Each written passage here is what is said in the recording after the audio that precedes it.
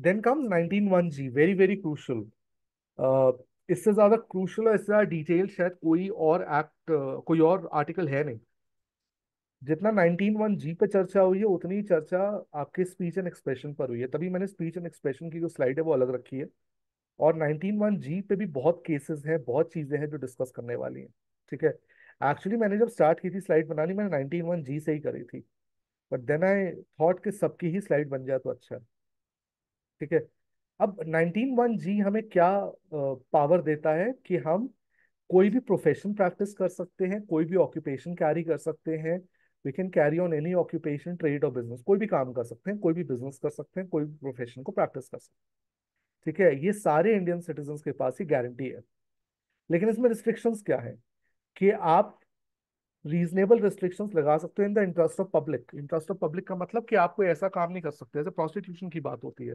अब कोई कहे that the person has right to carry on any occupation, any work, तो यहाँ पर अगर प्रोस्टिट्यूशन को जस्टिफाई नहीं कर पाएंगे, it is not in the interest of public. या फिर लेट्स से ट्रैफिकिंग, या let's say any illegal work, drugs, pornography, ये सब they are not in the interest of public, तो इनको तो ऑब्वियसली रोका जा सकता है। तो पहला रिस्ट्रिक्शन एक बहुत ही रीजनेबल रिस्ट्रिक्शन है, इन the interest of public.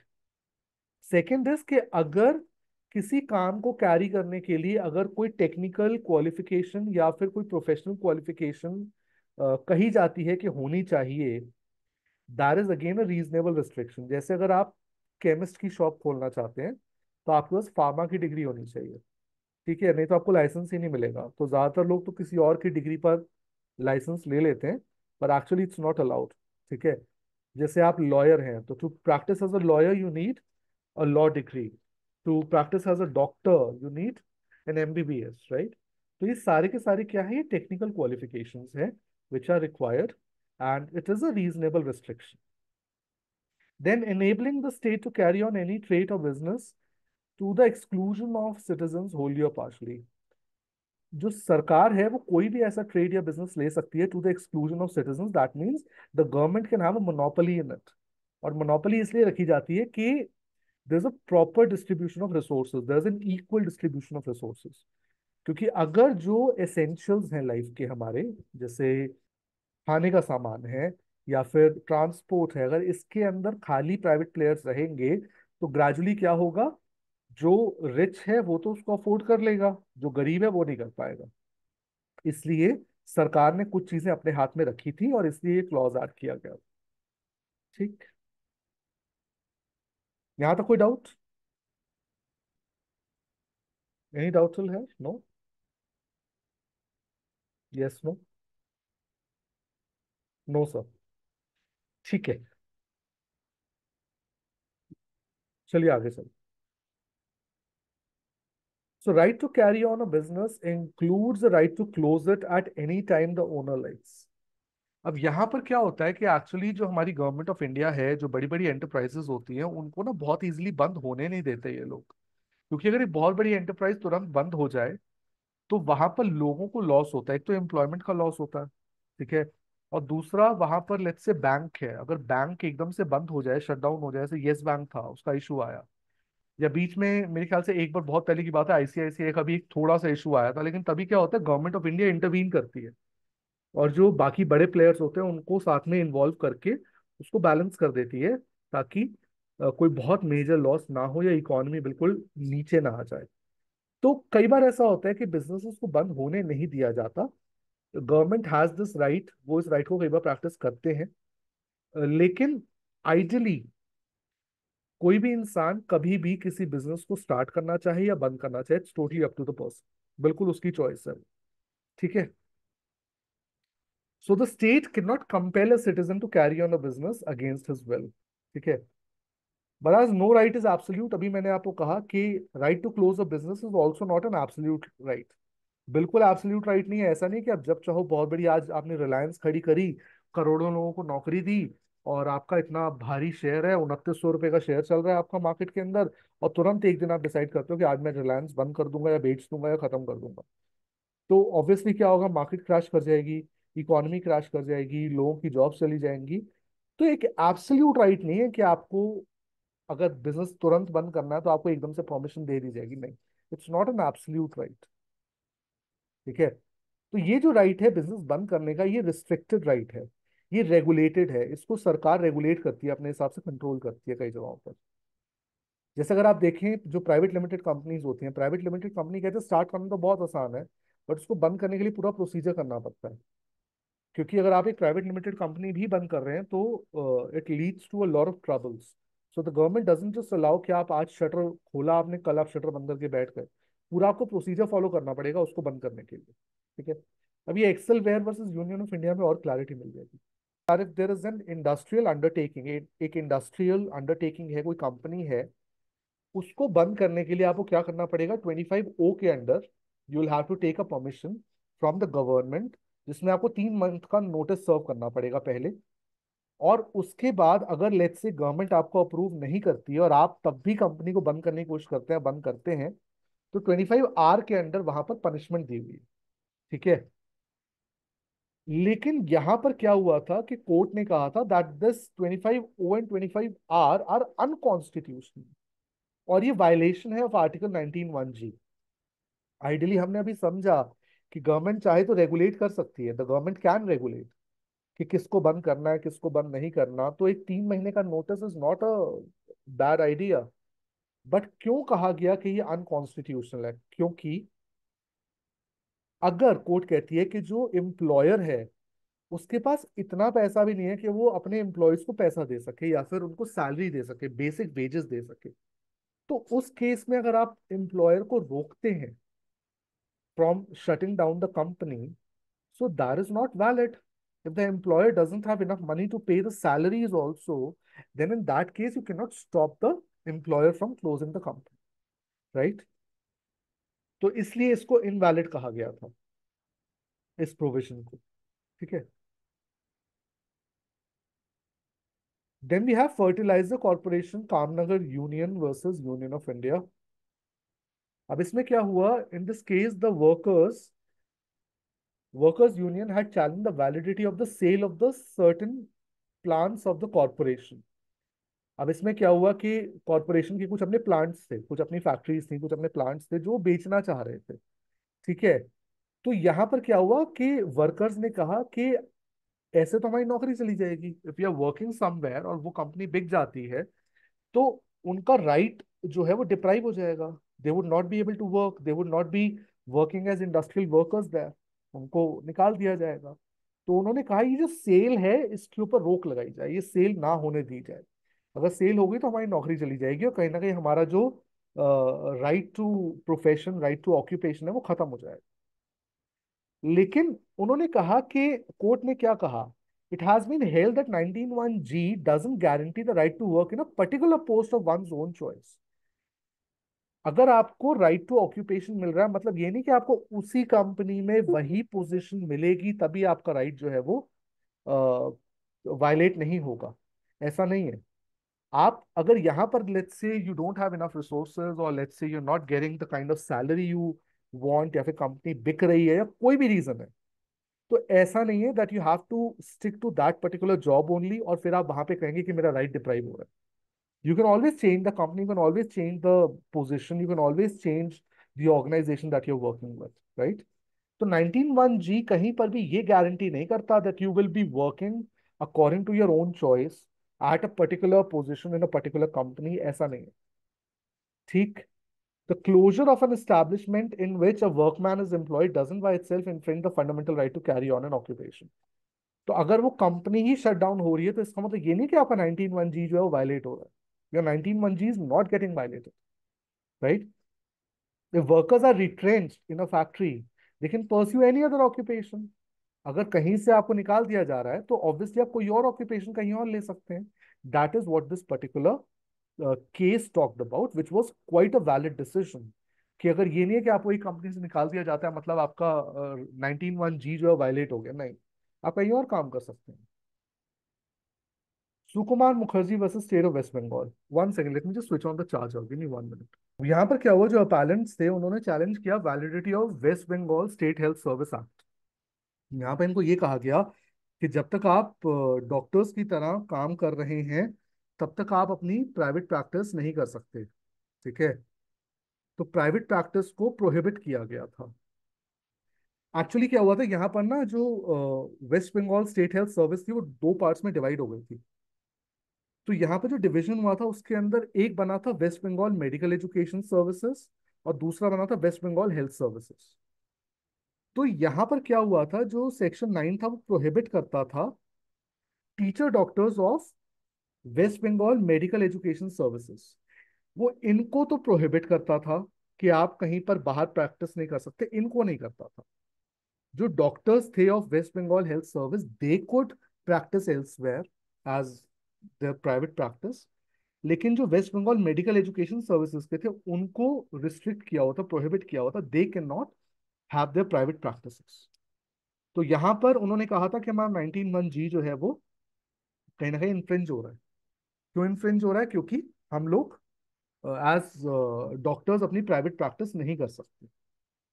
So when the services were separated, तो एक में ऑप्शन दिया था कि आप बाहर कर सकते हैं, एक में नहीं दिया था। लेकिन जब ये डिवाइड हुआ था तो डॉक्टर्स के पास पहले से चॉइस थी वो किस में जाना चाहते हैं। If they want to go for West Bengal medical education services और West Bengal health services, they had a choice there, right. तो यहाँ पे ये कहा गया था कि ये जो रिस्ट्रिक्शन है ये रीजनेबल रिस्ट्रिक्शन है, it is in the interest of general public. और उन्होंने ये कहा था कि अगर आपका 19(1) सच में वायलेट हो रहा होता तो इसका मतलब ये होता कि हम आपको मेडिकल प्रोफेशन प्रैक्टिस करने ही नहीं दे रहे, then we would have said कि आपका 19(1) वायलेट हो रहा है। लेकिन यहाँ पर ऐसा तो नहीं है कि आपको हम प्रैक्टिस करने ही नहीं दे रहे, you are practising with us, you are with us, but you can not practise elsewhere, right. So it's not that your 19(1) is getting violated just because you are being stopped from having a private practice. Are we clear with this? Clear हो गया case? अब ये आता है Khode distilleries limited versus state of Karnataka. A citizen has no fundamental right to trade or business in activities which are immoral and criminal and in articles or goods which are obnoxious and injurious to health. यहाँ पे ये कहा है कि अगर आपका fundamental right है to practise any profession, any work, any occupation, तो इसका मतलब ये नहीं है कि आप कोई भी क्रिमिनल एक्टिविटी या कोई भी इमोरल काम, कोई भी ऐसी चीज जो इंजूरियस टू हेल्थ है, उसमें भी आपको फ्रीडम चाहिए। ये फ्रीडम आपको वहां पे नहीं मिलेगा। दूसरी बात ये है कि अगर अल्कोहल की बात करते हैं तो अल्कोहल के लिए लाइसेंस होते हैं, राइट। जैसे अगर आप क्रैकर्स की बात करते हो, पटाखों की बात करते हो, पटाखों के लिए लाइसेंस होते हैं। ऐसा नहीं कोई भी, पहले क्या होता था कि कोई भी पटाखे ले आता था बेचने लग जाता था। लेकिन अब क्या है कि अगर आपके पास लाइसेंस नहीं है तो दिवाली पर भी आप पटाखे नहीं बेच पाओगे। It's as simple as that, right. तो ये कहीं ना कहीं it is in the interest of general public कि आपको अगर किसी चीज में लाइसेंस की जरूरत है तो वो काफी वैलिड है, and it is not violating your 19(1)। ठीक है। तो यहाँ पे state has power to prohibit the manufacture, sale, possession, distribution, consumption of alcohol. तो अल्कोहल कहीं ना कहीं ऑब्नॉक्शियस या फिर इंजूरियस टू हेल्थ प्रोडक्ट आ गया ना। तो यहाँ पर उसका मैन्युफैक्चर, सेल, पोजेशन सब कुछ रेगुलेट हो सकता है, सब कुछ प्रोहिबिट हो सकता है, सब कुछ कंट्रोल हो सकता है बाय द गवर्नमेंट। ठीक है। और ये कहीं ना कहीं हमारे डायरेक्टिव प्रिंसिपल में भी दिया हुआ है कि मेडिसिनल पर्पस को छोड़कर, as per our directive principle of in article 47, medicine purpose को छोड़कर बाकी जगहों पर इसको रोका जा सकता है, इसको कंट्रोल किया जा सकता है। स्टेट इसमें मोनोपोली भी क्रिएट कर सकता है, अगर स्टेट चाहे तो अपनी मोनोपोली भी इसमें क्रिएट कर सकता है। The restrictions on the right to trade in liquor can be imposed not only by law enacted by the legislature but also by subordinate legislation. तो जितने भी आपके subordinate legislations हैं या फिर let's say even delegated legislation जो है वो भी यहाँ पर restriction impose कर सकते हैं। वो भी चाहे तो लिकर के ट्रेड के ऊपर रिस्ट्रिक्शन डाल सकते हैं। रेगुलेट हो सकती है इवन बाय एग्जीक्यूटिव ऑर्डर। ये बात हम लोगों ने पहले भी एक बार पढ़ी थी कि एग्जीक्यूटिव ऑर्डर से भी ये रेगुलेट की जा सकती है। एग्जीक्यूटिव ऑर्डर मतलब जो हमारा पुलिस है या आईएएस हैं, ये भी इसको कहीं ना कहीं रेगुलेट या रिस्ट्रिक्ट कर सकते हैं जहां पर उन्हें लगता है कि पब्लिक के अगेंस्ट जा रहा है। बट वहां पर क्या है, it has to be provided by the governor of the state, right. Executive तभी इसको लागू कर पाएगा जब गवर्नर ऑफ द स्टेट वहां पर परमिशन देगा। अब Sudan Singh versus new Delhi, ये वाला केस हरजिंदर को अगर याद होगा तो हम लोगों ने ये केस डिस्कस किया था। जो स्ट्रीट सेलिंग की बात हुई थी, मैंने एक एग्जांपल दिया से हम बेगिंग की बात कर रहे थे। मैंने कहा था कि begging should not be a crime. और उसका एक केस था, तो वहां पर मैंने इस केस की बात करी थी। मैंने कहा था कि जैसे स्ट्रीट सेलिंग क्राइम नहीं है, वैसे बैगिंग भी क्राइम नहीं हो सकता। तो स्ट्रीट सेलिंग में यहाँ पर कोर्ट ने यही कहा था कि अगर इसको प्रॉपरली रेगुलेट किया जाए, जो स्ट्रीट ट्रेडिंग होती है, जो सड़क के कोने पे किनारे पे बैठ के लोग सामान बेचते हैं, अगर इसको रेगुलेट किया जाए तो it is something which is valid and acceptable, right. Yes sir. तो it is the same case, और इसमें कुछ भी नहीं है। वही था कि शुरू शुरू में इसमें यही आया कि it is somewhere, it doesn't favour the public and all.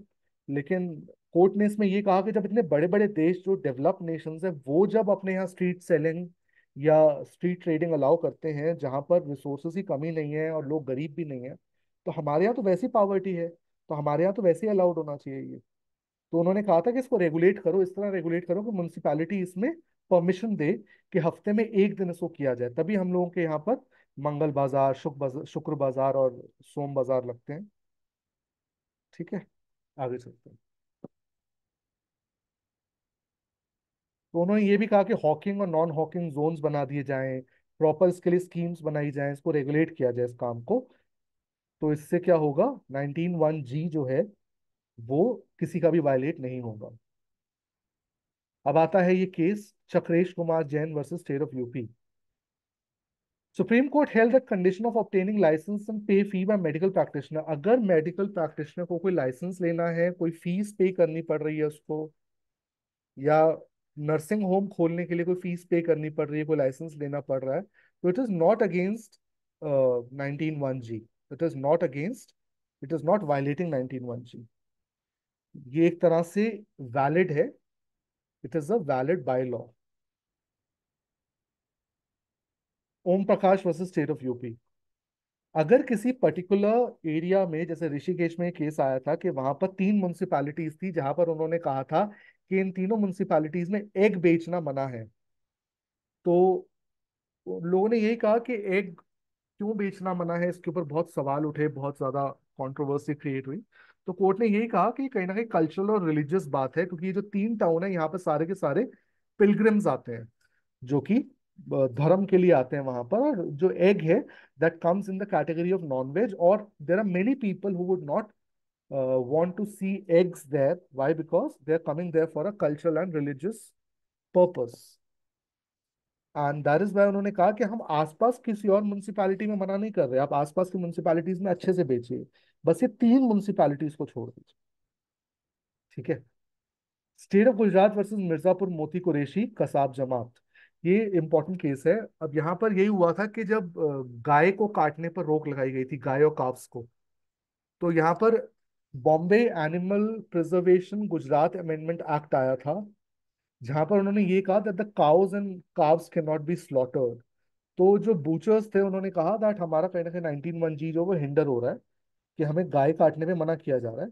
तो कोर्ट ने ये कहा कि आप सिर्फ और सिर्फ गाय और उसकी प्रोजेनी को छोड़ दीजिए ना, बाकी तो you have all the animals to slaughter, आप सारे एनिमल्स को, किसी भी पर्टिकुलर क्लास को आप स्लॉटर कर सकते हो, except for cow and it's progeny. तो सिर्फ इसको रोका गया है और किसी को नहीं रोका गया। तो यहाँ पर उन्होंने यही कहा कि 19(1)(g) यहाँ पर वायलेट नहीं हो रहा, it is just one particular class of animals which is being stopped from being slaughtered.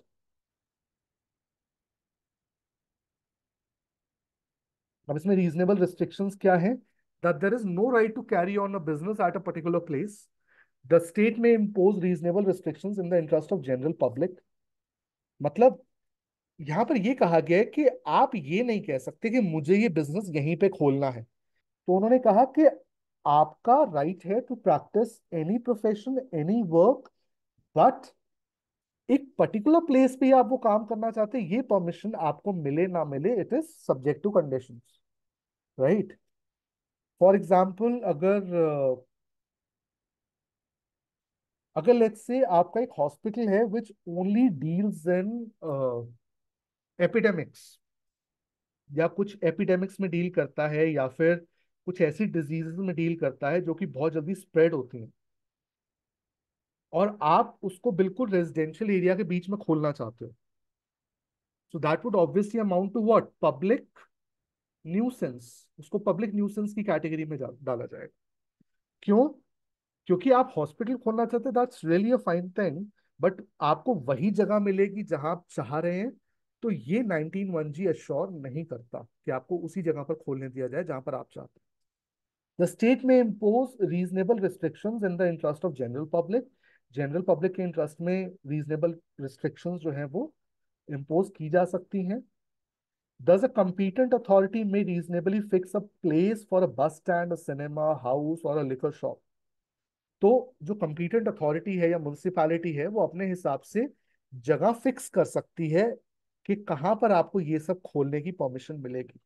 आप एक सिनेमा खोलना चाहते हैं, आप एक घर बनाना चाहते हैं, आप एक लिकर शॉप खोलना चाहते हैं, कहाँ पर आपको परमिशन मिलेगी, that would be decided by the authorities, and not that you can, आप कहीं पे ऐसा नहीं कि उंगली रख के कहेंगे मुझे यहीं पे खोलना है तो वहीं पे आपको खोलने दिया जाएगा, दैट्स नॉट वैलिड। राइट? अब ये केस है, एक बार इसको पढ़ो, जस्ट गो थ्रू इट। एक पर्टिकुलर एरिया था जहां पर ऑलरेडी 3 मीट शॉप्स थी, छोटी सी म्युनिसिपैलिटी थी। The problem was it was a small municipality. और यहाँ पर क्या हुआ कि उस बंदे ने कहा कि मुझे चौथी मीट शॉप खोलनी है, जो 3 ऑलरेडी हैं उसके अलावा I want to open a fourth one.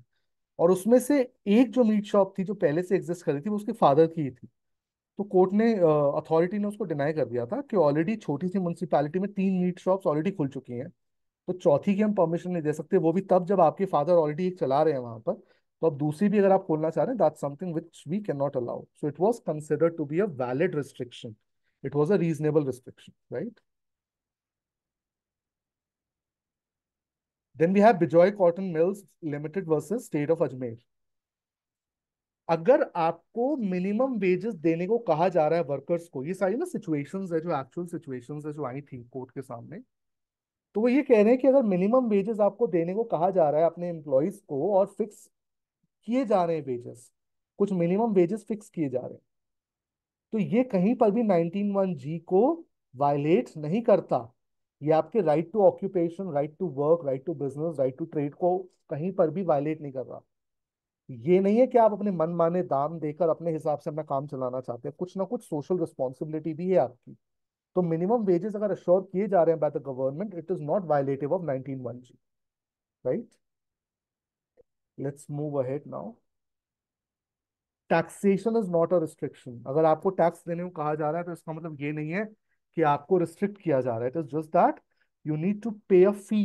एक तरह से आपको फीस या टैक्स या लाइसेंस अगर लेना पड़ रहा है या कुछ पैसे देने पड़ रहे हैं to the government to carry on that profession, and that's like legal money, white money, अगर टैक्स है वो, दैट इज नॉट अगेंस्ट 19(1)।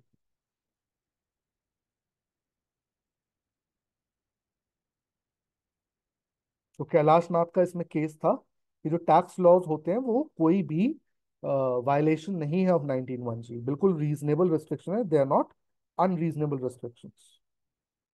ठीक है? तो आज इसको यहीं पे खत्म करते हैं, इसके बाद जो अगली क्लास होगी उसमें मैं स्पीच एंड एक्सप्रेशन की क्लास लूंगा और उसके बाद पार्लियामेंट को कंटिन्यू कर दूंगा। पार्लियामेंट हमने बीच में इसलिए छोड़ा था because I wanted to take this in between, but ये हमारा हो गया है। तो इसके बाद I will take 19(1)(a and then we'll continue with Parliament. Fine? चलेगा? ओके, ठीक है, चलिए। Thank you very much for being there. I and the class है।